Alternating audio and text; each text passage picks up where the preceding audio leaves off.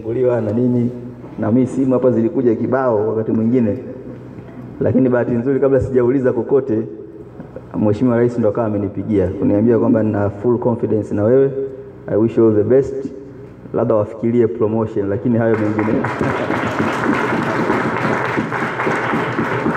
mengine hayapo. Na baadaye akaniambia kwamba sasa ili wajue kama kweli nimekwambia, hebu nitie mmoja yule uko naye niongee naye ndo akapata privilege naye ya kuongea na Mheshimiwa Rais. Lakini message yake ni kwamba anasema anawapenda sana, anawajali sana, kikubwa tu anataka mlipe kodi yake, mfuate sheria na mfuate taratibu, na asitokee mtu yoyote kwenye ngazi yoyote kuja kukutisha kwenye haki yako.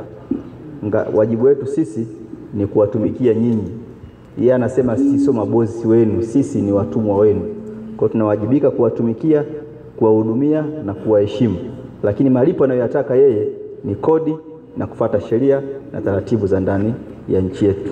Na mimi nimwambia ndo kazi ambayo nimekuja kuifanya leo, pamoja na masuala mengine, lakini kuwatoa hofu. Sababu kuna baadhi ya watu nimwambia wana take advantage ya seriousness ya serikali ya awamu ya 5, kwa wanaingiza na ajenda zao nyingine. Kwa amesema kwamba hao wote tuwatafuteni na muwashughulikie mara moja ili Arusha iendelee kubaki kwa salama.